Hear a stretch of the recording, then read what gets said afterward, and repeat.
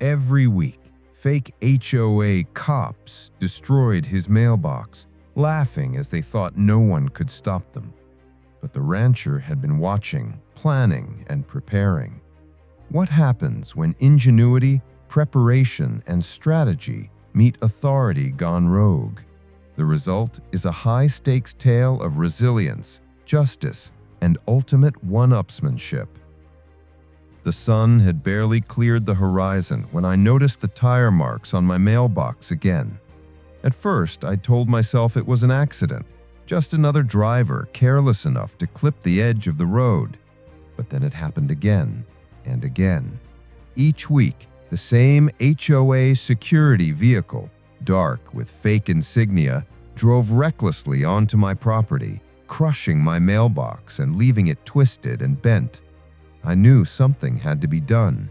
This wasn't about a mailbox, it was about power, intimidation, and the audacity of people who think they can bend rules to their will.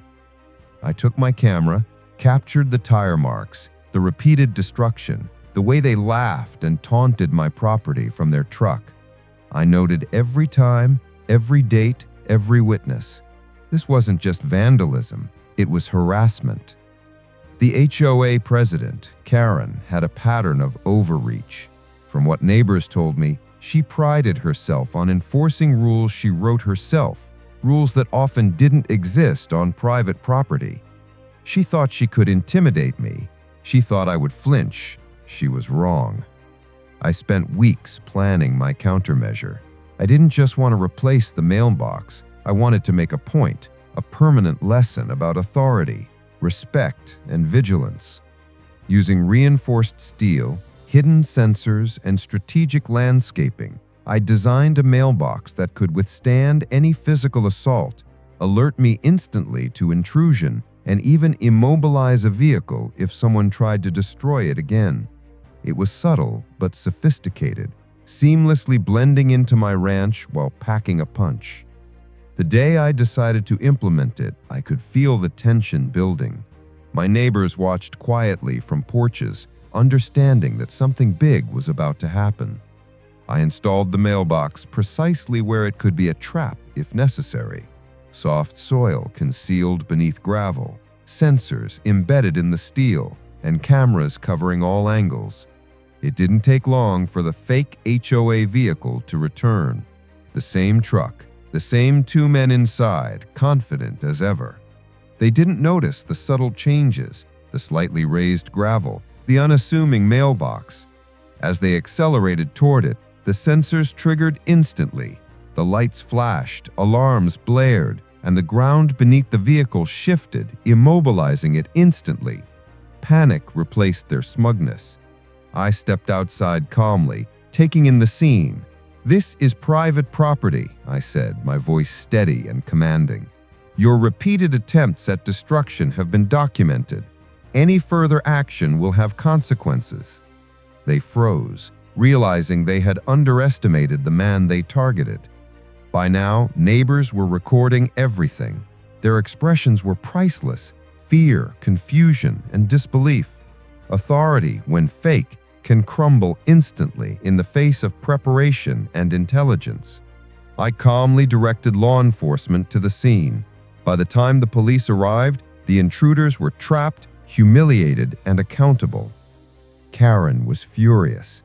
She had thought a little intimidation could control me. She had no idea she had been dealing with someone who planned meticulously, observed thoroughly, and could neutralize threats without escalating violence unnecessarily. Her fake security team faced trespassing, property damage, and impersonation charges. Karen herself faced public scrutiny, subpoenas, and legal consequences. Weeks turned into months. The HOA attempted minor retaliations, emails, threats, letters, but every attempt was thwarted by careful documentation, cameras, and community support. Neighbors, inspired by my approach, began installing similar protective measures, sharing information about legal rights and strategies for protecting property. The neighborhood transformed from fearful and compliant into vigilant and empowered. Karen attempted to justify her actions during legal hearings, citing authority she had no right to claim. Each claim was dismantled with evidence, photos of damaged property, witness testimonies, video footage, and detailed logs of each incident. Her reputation collapsed, her HOA influence evaporated, and the community collectively recognized that intimidation only works when it is unchecked. And in this case, it was checked fully and decisively. Meanwhile, the mailbox stood resilient. It wasn't more than a piece of metal. It was a symbol of preparedness, ingenuity, and justice. Every time someone glanced at it, they saw not only a defensive measure, but a statement. Authority has limits. Intimidation can be neutralized, and careful planning will always outsmart brute audacity. Life slowly returned to calm. Birds sang, the sun reflected off the ranch's fields, and neighbors visited without hesitation. The HOA had been humbled, and the community had learned a crucial lesson. Knowledge, preparation, and strategic action protect not just property, but dignity and peace of mind. Months later, the story of the mailbox spread far beyond our neighborhood. It became a symbol of resilience and intelligence, a story of how a man refused to be bullied, how careful planning outwitted arrogance, and how vigilance combined with action can dismantle even the most audacious attempts at control. Every time I look at that mailbox, I remember the process: observation, planning, execution, and the satisfaction of seeing justice served without unnecessary confrontation. HOA authority was meaningless against foresight and determination. Neighbors smiled, children played, and life continued, a testament to the power of preparation and intelligence. In the end, the mailbox was more than a defense. It was a monument to strategy, courage, and the refusal to be intimidated. The HOA learned lessons no lawsuit alone could teach, and my family and I enjoyed peace, dignity, and security.